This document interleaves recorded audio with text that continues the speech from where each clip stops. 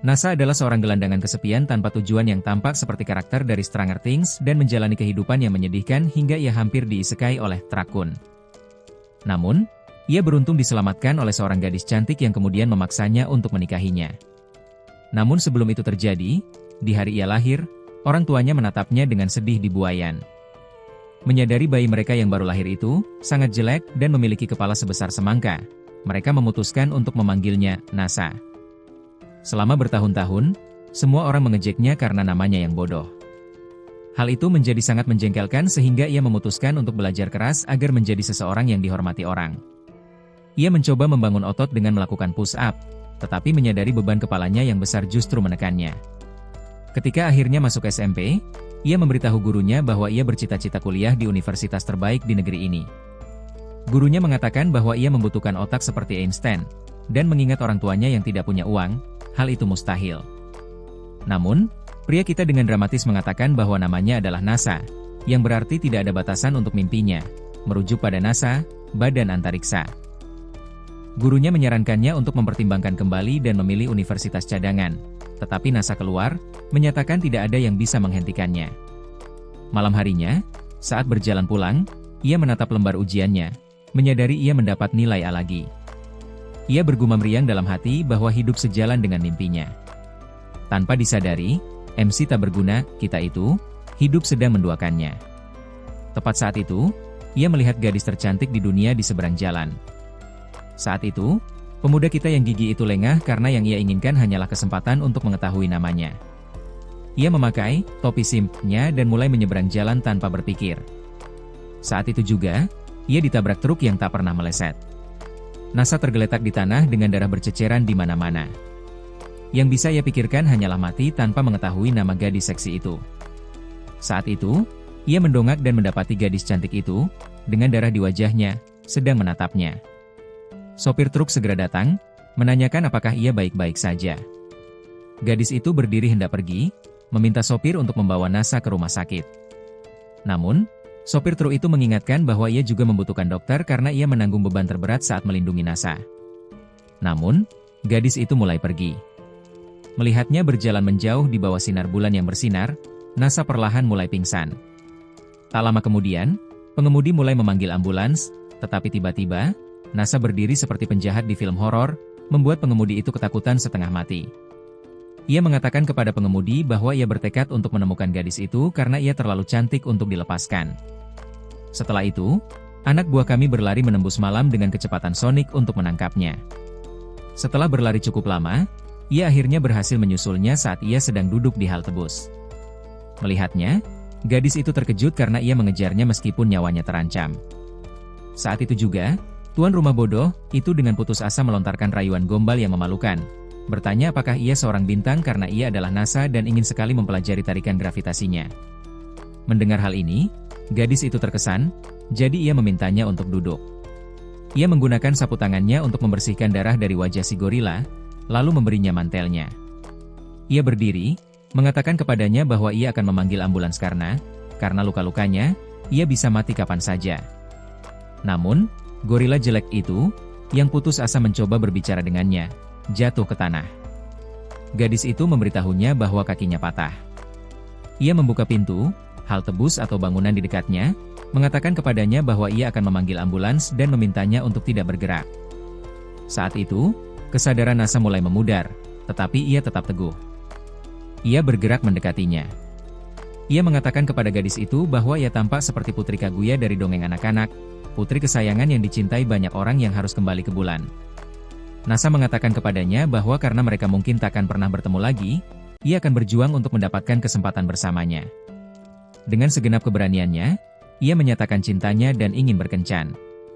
Namun, gadis itu mengatakan bahwa mereka hanya bisa bersama jika ia menikahinya. Si idiot itu, yang hanya kehabisan napas dalam-dalam, langsung setuju, lalu pingsan. Beberapa hari kemudian, ia akhirnya terbangun di rumah sakit, terkurung di kursi roda. Bayangan gadis cantik itu selalu menghantuinya. Ia langsung terjerumus ke dalam pusaran depresi karena tidak tahu nama gadis itu dan takut tak akan pernah bertemu dengannya lagi. Meskipun akhirnya ia meraih nilai tertinggi di kelasnya, ia memutuskan untuk tidak kuliah di universitas ternama. Kalau kalian tertarik dengan rekap anime ini, Bolehkah kalian luangkan waktu sebentar untuk like dan subscribe? Terima kasih. Ia menerima pekerjaan sebagai pegawai negeri dengan harapan bertemu gadis itu lagi, tetapi hal itu tak pernah terjadi. Waktu berlalu, dan Nasa akhirnya menginjak usia 18 tahun. Alih-alih merayakan, ia justru depresi dan mengurung diri di kamar seharian. Namun, hari itu bel pintunya berbunyi.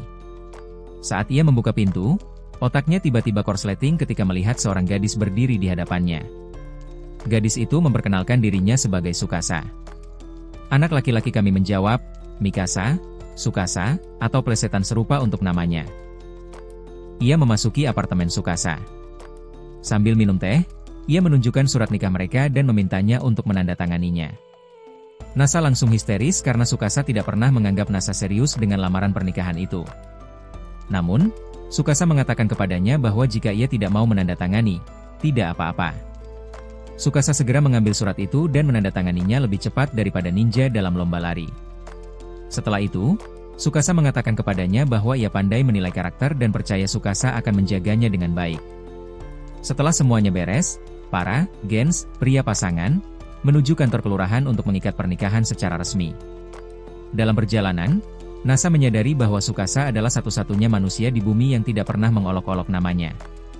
Tsukasa memberitahunya bahwa NASA memiliki banyak ilmuwan dan insinyur yang bekerja untuk mewujudkan impian umat manusia akan perjalanan luar angkasa. Jadi namanya sama sekali tidak lucu. Nama itu fantastis dan berarti impian apapun dapat tercapai. Tak lama kemudian, mereka tiba di kantor. Pria tua di sana terkejut melihat pasangan muda menikah karena ia seorang bujangan tua yang buruk rupa dan tak diinginkan siapapun. Namun, ia memproses dokumen itu dan memberi mereka setangkai bunga sebagai hadiah.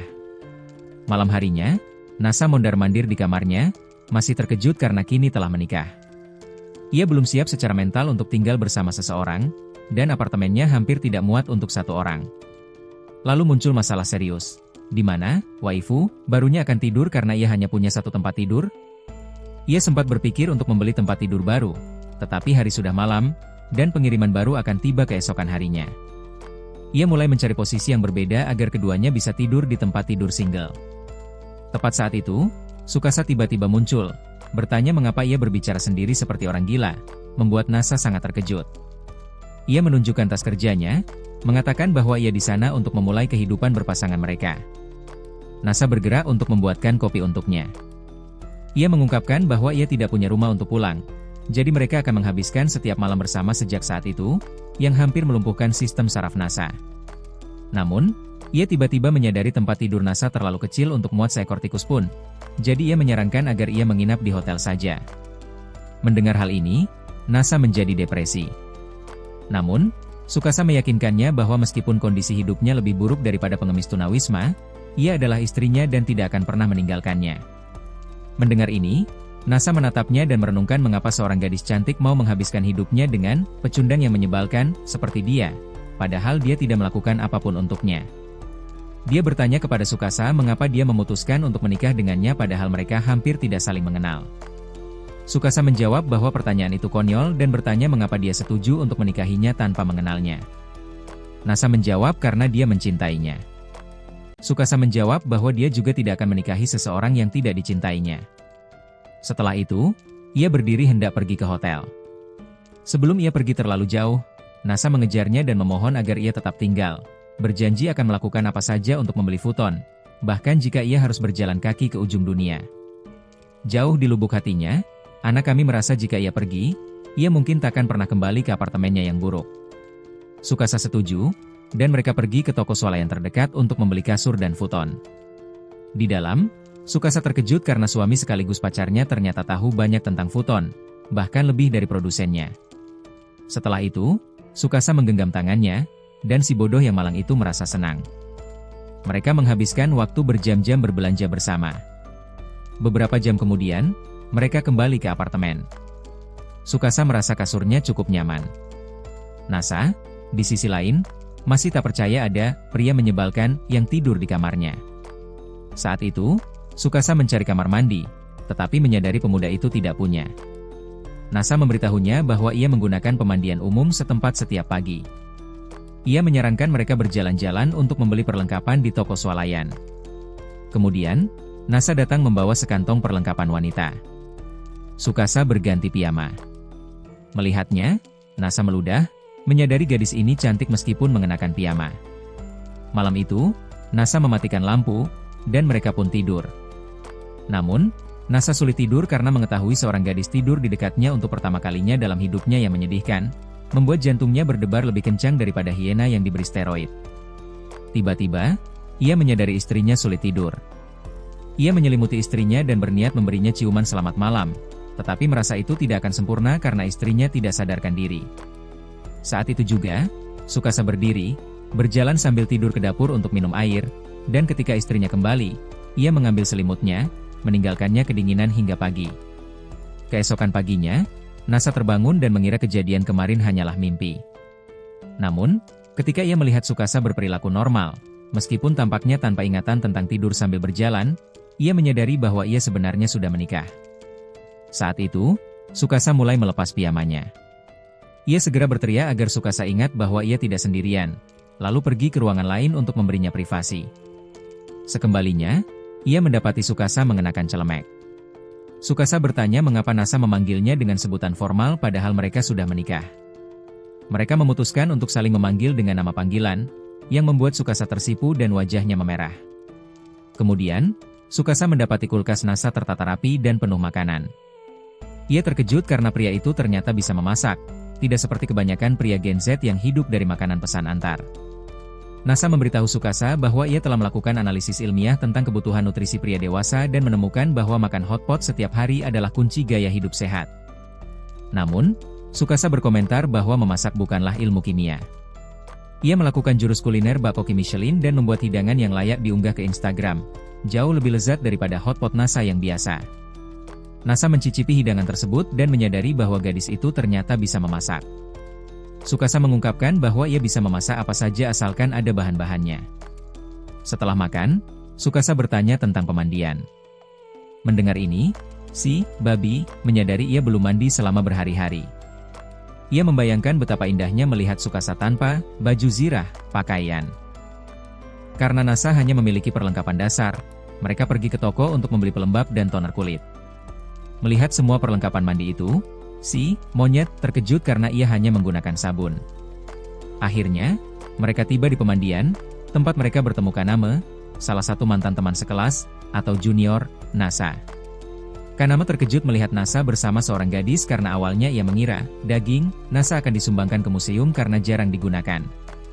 Nasa memperkenalkan Kaname kepada Tsukasa.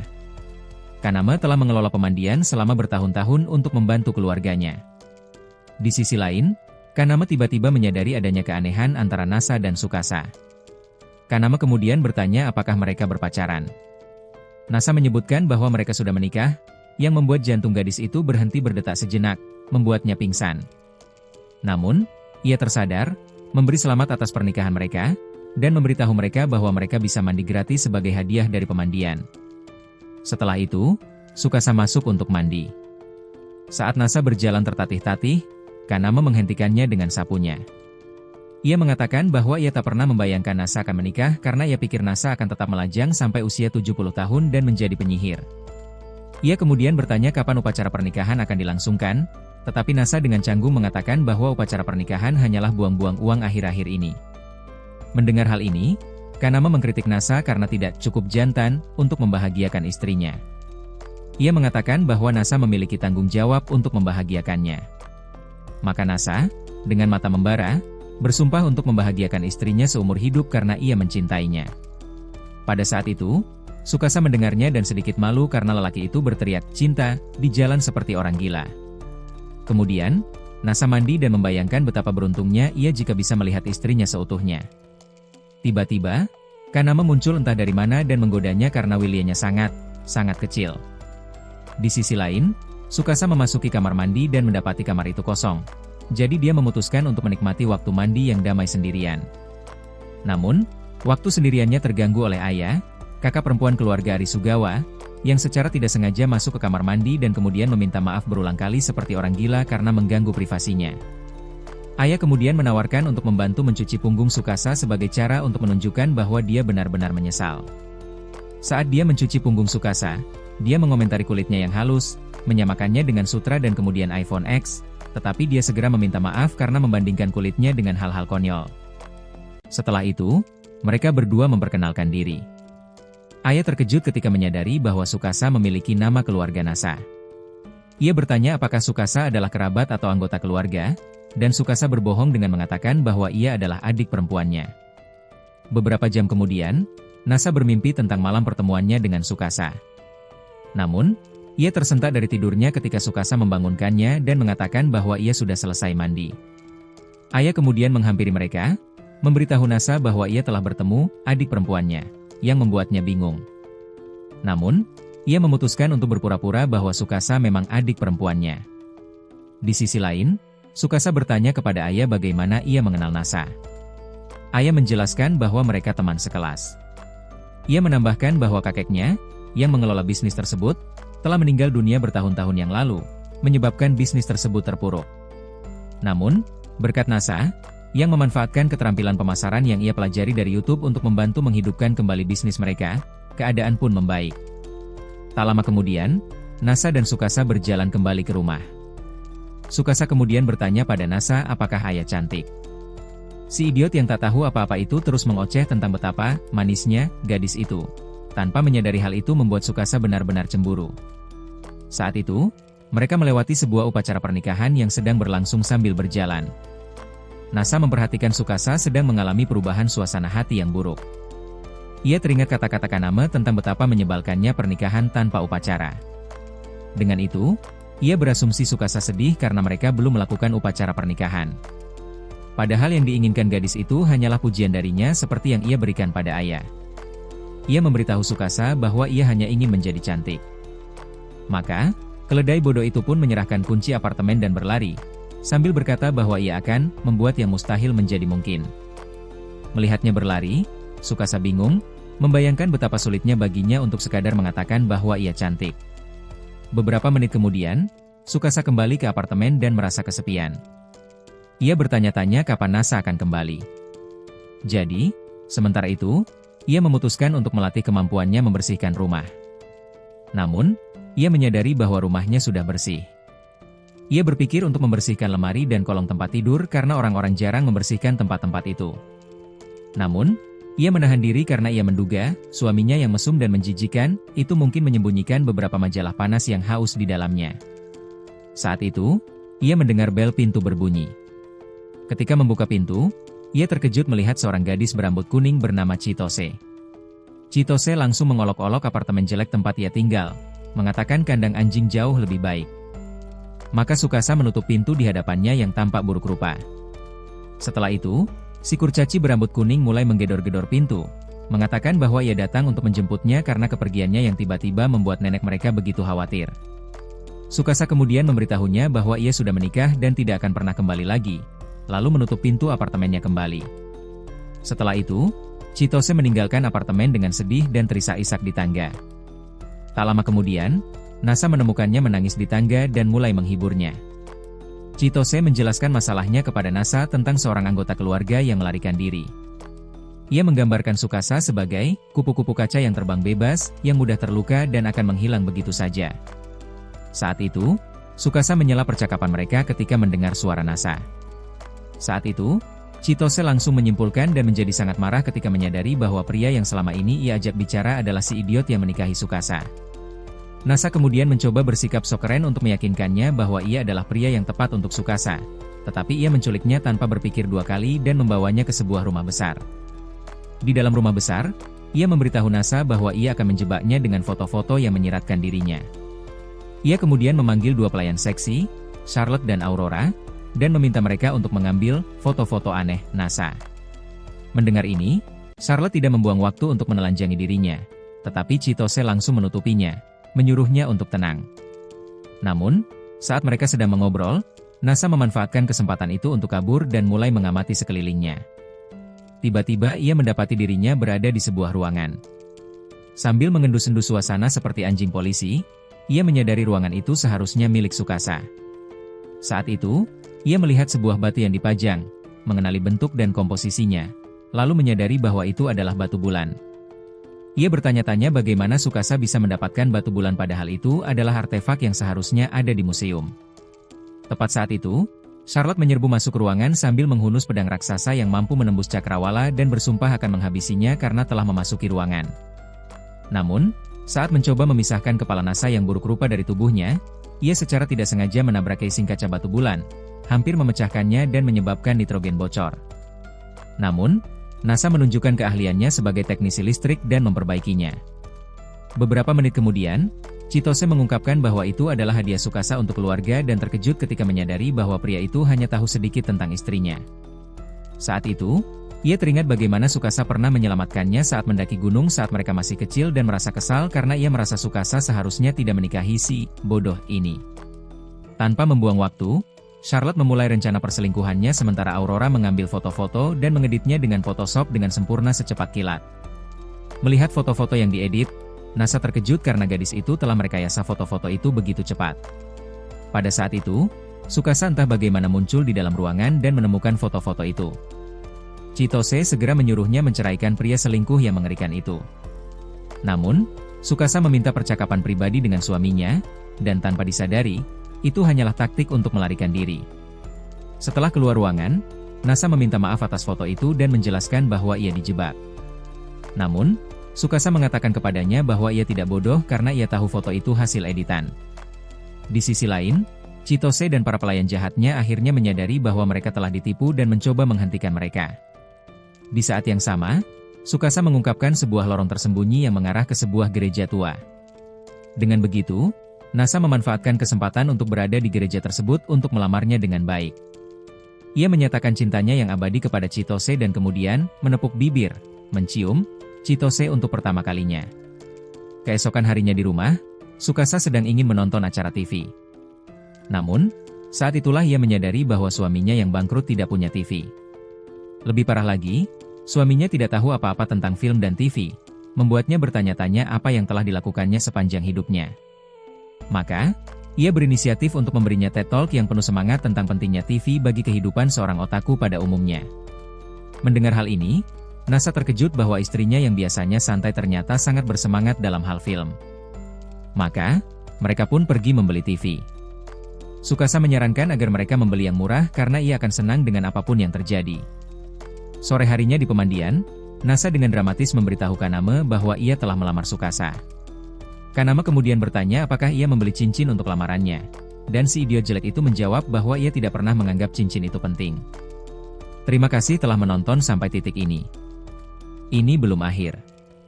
Untuk kelanjutannya silakan like dan subscribe dan nantikan. Kami punya video lainnya untuk Anda. Silakan klik video sebelah kiri atau kanan dan nikmati.